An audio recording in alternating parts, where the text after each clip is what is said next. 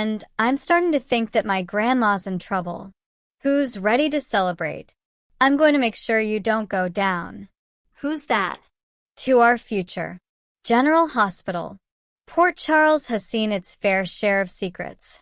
But nothing could have prepared anyone for the moment Delia's carefully guarded truth finally came crashing into the light.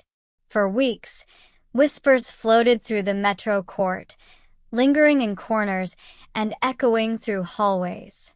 Carly felt it. Jason sensed it. And Delia, she was holding her breath, hoping fate would blink first. But fate never blinks in Port Charles. It all begins with a simple envelope.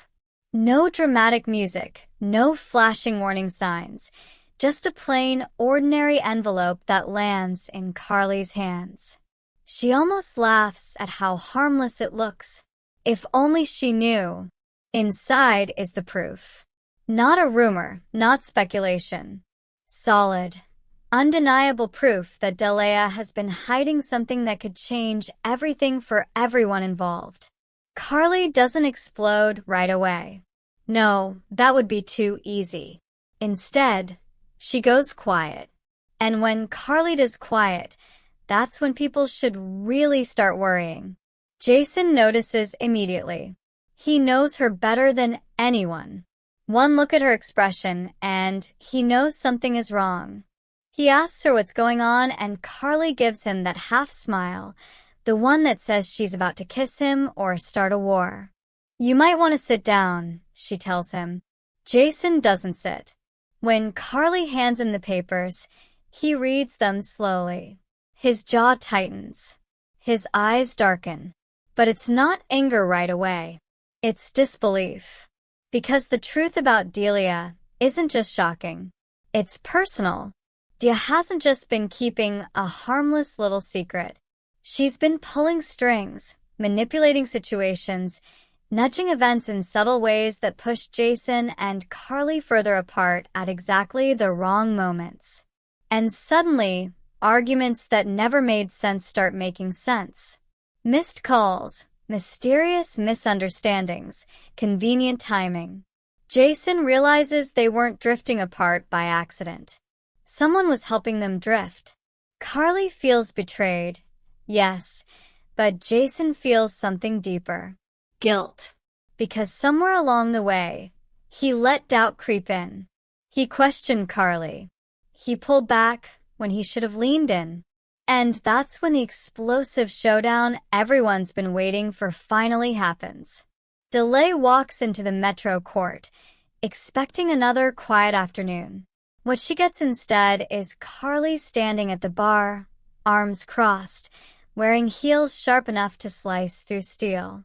Jason stands just behind her, calm but intense. Delia tries to smile. It doesn't quite land. Carly doesn't waste time. She lays the papers down on the counter between them. The color drains from Delia's face. Now here's where things get interesting. Delia doesn't deny it. She doesn't cry. She doesn't run.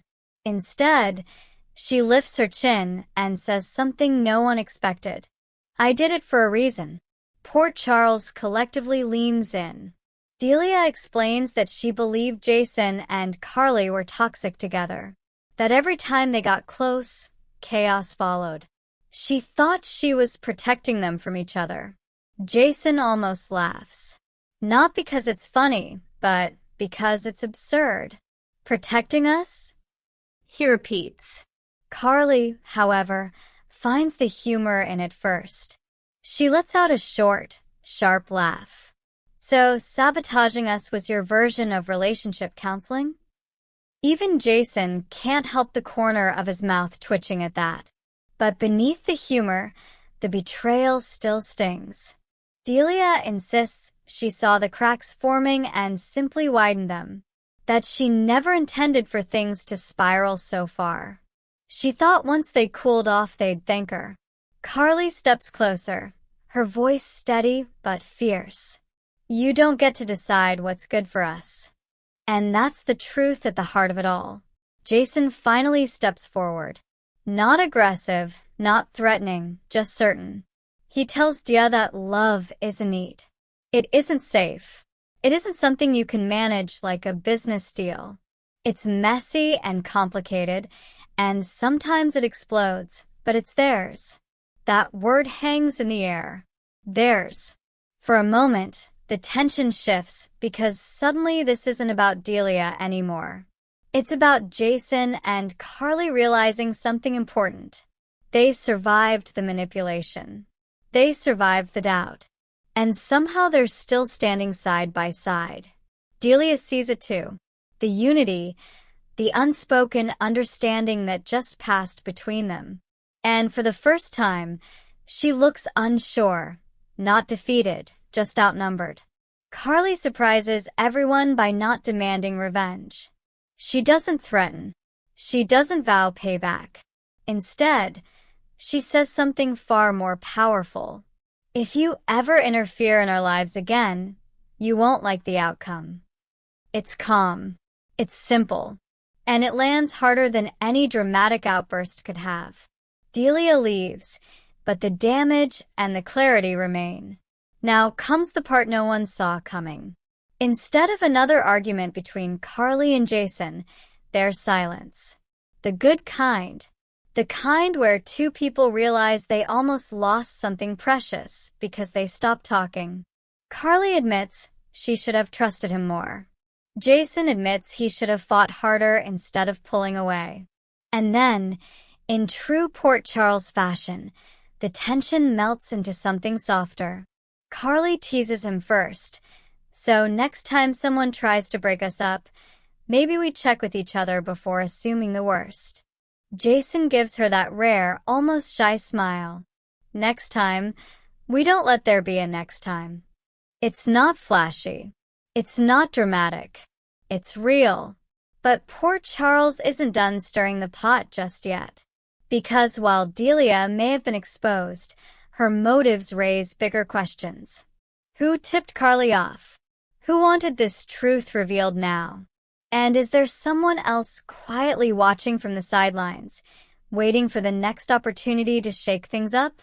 As Jason and Carly leave the Metro court together, there's a spark between them that hasn't been there for weeks. Not just passion, partnership. They walk out stronger than before. And for once, the explosion didn't destroy them, it rebuilt them. But in a town like this, peace never lasts forever. Across the room, someone picks up the discarded envelope Delilah left behind. Inside is another document, one Carly and Jason haven't seen yet. Another layer, another secret. Because in Port Charles, when one secret is exposed, another is already waiting in the shadows. The real question isn't whether Delia's revelation changed everything. But danger still simmers beneath the humor. The person behind Delia isn't done. They didn't invest time and money just to watch the plan collapse. Soon, subtle pressure starts building. Business deals stall. Invitations disappear. Rumors resurface. Instead of panicking, Carly leans into it. She hosts a public event, making sure she and Jason arrive together, united, unbothered, radiating the exact strength their enemy hoped to dismantle. Whispers ripple through the crowd. Jason keeps a protective but relaxed hand at Carly's back, not possessive, partnership. Delia watches from a distance. There's regret in her expression now. She underestimated them, and in doing so, she may have put herself in danger too, because whoever orchestrated this won't be pleased. Later that night, Delia receives a message. 3 words. You failed. Now she's scared, and for the first time she goes to Jason and Carly not as a manipulator, but as someone asking for protection. Carly folds her arms. This is ironic. Jason studies Delia carefully. He can tell the fear is real. They face a choice. Turn their backs on her and let her deal with the consequences, or help her and risk pulling themselves deeper into the web. Carly sighed dramatically. Why is it always complicated with us? Jason's response is simple. Because we don't do anything halfway. After a long pause, Carly agrees to help, but on one condition: no more secrets. Total honesty. Delia nods quickly. And just like that, the dynamic shifts again. Now, it's not just about romance or revenge. It's about uncovering the bigger player pulling strings in Port Charles. Jason and Carly stand together stronger than ever. Not because they avoided conflict, but because they faced it head-on.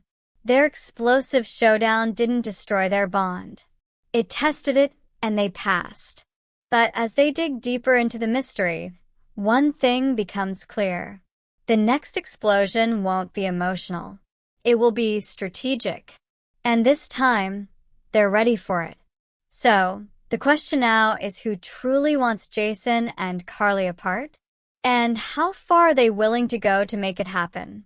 Because in this town, love stories aren't just romantic. They're battlegrounds, and this one is far from over. The only one who can give him what he needs right now. The alternative to making this agreement was unacceptable. I had to put it to bed. Why won't you let this go? Just because you can do it. Maybe we should show him that by doing the opposite. I just need to know how far you would.